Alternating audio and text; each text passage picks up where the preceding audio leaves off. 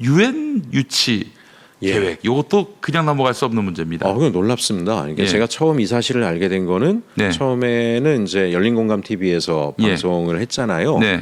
DMZ 파주면 장단리 네. 거기에 8,000평의 국가 땅을 위탁을 예. 받아서 거기에 예. 무슨 뭐 평화동산을 조성했다 뭐 이런 얘기들.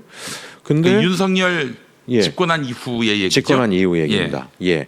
그리고 그게 정말 저런 일이 가능할까? 당시 이제 열린공감 TV에서 취재를 여러 각도로 해봤는데 정부에서는 다 모른다. 우리는 그런 걸 해준 바 없다. 이렇게 발뺌을 했잖아요. 네. 근데 이번에 특검법을 발의하고 그 김충식 씨가 저한테 직접 전화를 했습니다. 아 그래요? 예, 직접 전화를 해서 길게 한 30분 가까이 통화를 했어요. 예. 뭐 이제 결국 얘기를 들어보니까 저를 협박하기 위해서 전화한 건데요. 예. 뭐 말미에 예. 원주에 자기가 지인이 많고 원주에 자주 간다. 예. 근데 원주에서 제가 얼마 전에 어떤 분한테 그런 얘기를 들었습니다. 예. 원주에 지금 대규모 네. 이상한 산업단지 개발들이 이어지고 있는데 네. 거기에도 윤석열의 비선 실세가 또 관여하고 있다는 말들이 돌고 있대요. 그게 또 김충식 씨가 아닌가 의심된다고 네. 또 우리 김용민 TV나 열린공감 TV 열심히 보시는 분들이 저한테 전화를 주셨어요. 한번 거기도 살펴봐 달라고. 예. 왜냐하면 원주 자주 온다니까. 예. 그리고 뭐 거기에 대형 교회 목사님이 있는데 네. 거기가 자기 라인이래요. 네. 그래서 또 원주시청에는 국장도 있답니다. 자기 조카가 친조카가 국장이래요. 예. 젊은 정치인이 예. 이게 저기 망신살 뻗칠까봐 내가 걱정이 돼서 전화를 한다고 예. 그렇게 전화를 했는데 그때 제가 물어봤어요. 이 DMZ의 땅은 어떻게 관여하게 됐고 그랬더니 8,000평 땅은 네. 행정안전부와 통일부가 도와줘서 하게 됐다라고 이야기를 합니다. 왜 김충식을 도와줘요? 그러니까요. 예. 이해가 안 갑니다. 예. 그래서 제가 왜 도와줍니까 그랬더니 자기가 예전에 무슨 뭐 DMZ 관련된 전쟁기념관에서 전시회하고 그런 적이 있대요. 베를린 뭐. 네. 그래서 자기가 그런 공적이 있고 전문성이 있는 사람이라는 걸 인정해서 자기를 정부가 도와준 거다라고 얘기를 하면서 그래서 제가 얘기를 또 하나 물어봤는데 그거 외에도 있냐 그랬더니 그거 외에 있는데 어마어마한 걸 자기가 하고 있대요. 그게 뭐냐? 예. 대한민국 군 소령 출신의 정모 씨라는 사람이 있는데 네. 그 정모 씨가 DMZ 인근에 1,100만 평의 땅을 소유하고 있답니다. 아니 소령이 예. 왜 그것도 뭐 사고 팔기도 쉽지 않은 그 땅을 그러니까요. 무슨 수로 그래서 자기가 취득했으며 그 1,100만 평의 평화의 도시를 지으려고 했는데 네. 그 개발을 하려고 하는데 자기 힘으로는 안 된다고 예. 1,100만 평 전체에 대한 기증서를 자기에게 들고 와서 내밀면서 예. DMZ의 평화의 도시 건설을 도와달라 이래서 그 프로젝트를 자기가 하고 있다라는 식으로 얘기를 하는 거예요. 8,000평도 그 일환이라고. 예. 그리고 나서 제가 깜짝 놀란 게 그 전화를 하고 났는데 예.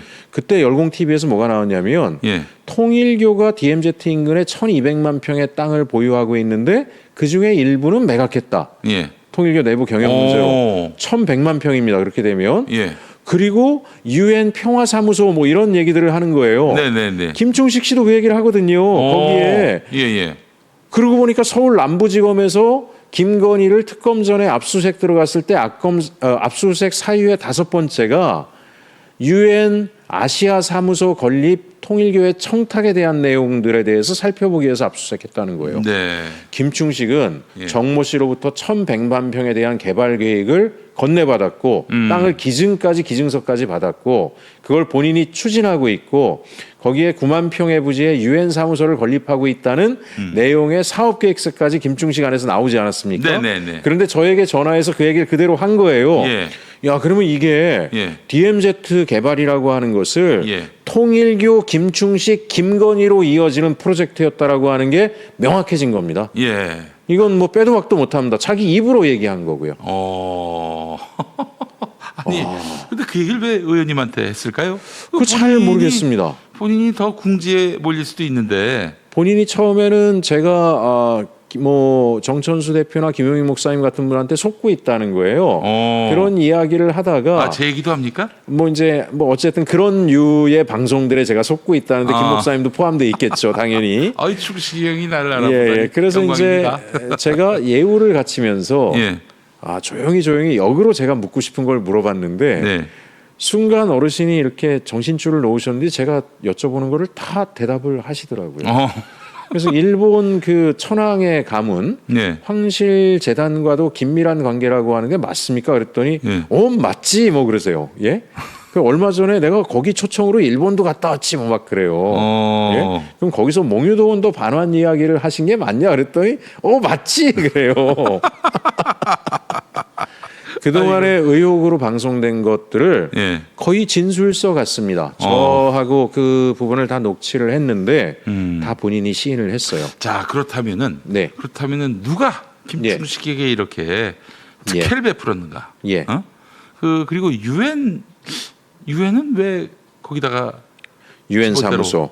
예. 설치를 할 수 있다고 얘기하는 건지, 그 또 하나의 예. 사기는 아닌지 예. 하는 그런 생각도 들고, 도리어 그 땅이 나중에 일본 자위대가 한반도에 진주할 때 예. 머물게 할 그런 예. 터전은 아니었는지.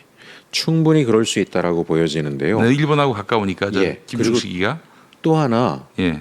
윤석열이 전면전까지 불사하는 1차적으로 국지전을 시도하지 않았습니까? 그렇죠. 전쟁을 하려고 했어요. 네. 그 얘기는 지금 현재 DMZ 일대의 지형도의 변화들을 만들려고 한 거고 그럼. 새로운 긴장 관계를 통해서 한쪽에서는 계엄, 그다음에 또 하나는 권력의 안위를 위해서 자신이 외부의 힘을 빌려야 되지 않겠습니까? 네. 그럴 경우에 유엔 사무소 말씀하신 것처럼 일본 자위대가 한반도 평화를 위해서 국민들이 반일 감정을 가졌던 분들도 북한과의 국지전을 통해서 긴장이 극대화되고 많은 사망이 발생하게 되면 해외에서 군이 들어와서 일정하게 평화 유지를 위해서 역할을 해주겠다는 걸 쉽게 반대하면 네. 아마 역적으로 몰릴 거예요. 그렇지. 그렇다라고 하면 통일교가 1,100만 평이나 되는 땅을 DMZ 인근에 사놓고 평상시엔 개발도 못할 땅인데요. 네. 그 윤석열 정부와 긴밀하게 소통했다라고 하는 것은 윤석열이 국지전과 전면전까지 불사했다라는 내용과 긴밀하게 맞닿아 있다라고 우리가 충분히 추론해 볼 수 있습니다. 야, 그럼 우리 충식이 형이 이제 외환죄하고도 맞습니다. 예. 좀 얽혀가지고 수사를 받을 수 있겠네요. 예. 와, 김충식은 이게 보통 폭탄이 아닙니다, 여러분. 이건 핵폭탄이에요, 핵폭탄. 그래서 우리가 보게 되면 이재명 전 대표의 테러 사건에 네. 이 테러 사건이 미리부터 기획됐을 가능성이 높다라고 얘기를 할 때 네. 설마라고 말하시는 분들이 있는데 네. 그분들에게 말씀드리고 싶어요. 예. 노상원이가 명연백을 수천 개를 준비한 게 이게 설마냐? 예? 그렇지. 계엄군이 예. 수천 명의 목숨은 목숨도 아닌 거예요. 그냥 그렇지. 갖다 인천 앞바다에 담궈버리려고 했잖아요. 수백 네. 명을 전부 다. 네. 근데 사람 하나 죽이는 거에 대해서 그 사람들이 눈 하나 깜짝했겠냐? 본인들의 이익과 권력의 유지를 위해서 눈도 깜짝 안 했을 가능성은 얼마든지 가능한 겁니다. 네. 얼마든지. 예. 그리고 그런 사람들이 일본의 힘까지도 자신들의 안위를 위해서 활용하겠다라고 하는 것 이미 우리가 겪었잖아요. 이완용 그럼요. 같은 인물이 일본의 나라를 팔아먹어서 자기가 천천세를 누리려고 했던 것들. 네네네. 얼마든지 가능한 시나리오입니다. 정말 이미 퍼즐들의 예. 모자이크의 축들이 하나하나 드러나고 있어서요. 네. 이 사이를 메우는 건 특검의 몫이라고 생각합니다. 네. 그 김충식은 제가 봤을 때는 3대 특검 열심히 일하고 있는데 여기서 담당하기엔 너무 이 스케일이 네. 이게 블록버스터급입니다. 예, 맞습니다. 예. 자, 그 노상원 얘기 잠깐 네. 하셨는데 노상원 이 외환죄 의혹도 지금 있는 상황이고 말이죠. 예. 이 노상원과 김충식은 또 어떤 관계인지 예. 네. 계엄 논의도 했을 수 있지 않았을까 하는 생각이 듭니다. 그게 이제 2015년에 발견된 그 노상원 등 소위 말하는 뭐 하나회 출신 소위 우리가 똥별들이라고 이야기하는 사람들, 네. 그 사람들이 김충식의 전시회에 큰 몫의 후원들을 하면서 그때 이미 깊은 관계가 있었구나라고 하는 것들을 추정할 수 있는 문헌이 나왔고 네. 그 내용들을 갖다 추미애 지금 우리 법사위 위원장께서도 지난번에 상임위에서 의혹 제기를 하신 바가 있습니다. 네. 그런데 최근에 나오는 것은 그럼 이제 10년 전으로 거슬러 올라가는 건데요. 그때 이미 빨간색의 계엄을 모의했다라는 그런 걸 추정해 볼 수 있는 문건까지도 같이 발견이 됐기 때문에 네. 충분히 자신들이 잘못했다라고 반성이 없는 불명예스럽게 밀려났다라고 생각하는 장성들과 김충식이 서로 공모하면서 박근혜 정부 말기에 계엄 시도가 있지 않았습니까? 일단 네네네. 거기에서부터 관여했을 가능성을 우리가 의심해 볼 수 있는 증거 자료들이 나오고 있는 거고요. 그런데 최근 자료는 뭐냐면 그 이전에 이미 그보다 10년 전에 노상원이 일본에 뭐 가 있었던 모양이에요. 연수를. 네. 그때부터 이미 김충식과 깊은 관계를 맺었다라고 하는 그런 의혹들이 지금 제기되고 있습니다. 네. 김충식과 노상원은 20년 지기이고 그렇게 되면 김충식과 노상원이 그때부터 교우하면서 네. 수시로 상의하면서 하나회 출신의 현 민주헌정질서에 불만이 많은 군 출신들, 군사 독재에 대한 향수에 여전히 취해 있는 사람들을 네트워킹하고 그렇지. 그 사람들의 세력으로 윤석열 김건희 정권을 탄생시키고 그들과 공모해서 내란 계엄까지 나갔을 가능성이 상당히 높다라고 우리가 함정 의심할 수 있고요. 네. 이런 부분들에 대해서 특검이 조사를 해야 되기 때문에도 저는 김충식 특검이 필요하다라고 이야기 드리는 겁니다. 노상원의 이제 원래 이름이 노용래인데 노영래입니다. 그 사실 노상원에 대해서 아는 게 많이 없어요, 사람들이. 예. 뭐 과거에 이제 뭐 역술인으로 변신한 이런 내용 정도 알고 있는데 훨씬 그 이전부터 이 노상원과 교류했던 사람이 바로 김충식이다. 예. 예. 이 점에서 김충식은 정말 내란 외환 수사에 거의 어떤 키맨 뭐 이렇게 볼 놀라운 수 있을 게 것 같습니다. 예. 예전에 우리가 뭐 이제 학생 운동할 때도 네. 진짜 실세들은 수면 밑에 있잖아요. 아, 그렇죠. 그렇죠. 의장님 저 지켜드려야지. 예, 지하 조직에. 예. 근데 보면 지금도 보면요. 예. 노상원 처음 나왔을 때 사람들이 듣도 보도 못한 사람이었잖아요. 네. 근데 지금 수사를 하면서 밝혀지는 거는 물밑에서 큰 기획들은 노상원이 다 하고 있었어요. 드러나고 있잖아요. 그렇죠. 군 조직, 예. HID, OB 조직 이렇게 예. 하는 것들 그런 기획들이요. 제거 대상의 리스트를 만든다라든가 이런 것들이 다 나오고 있잖아요. 김충식도 똑같잖아요.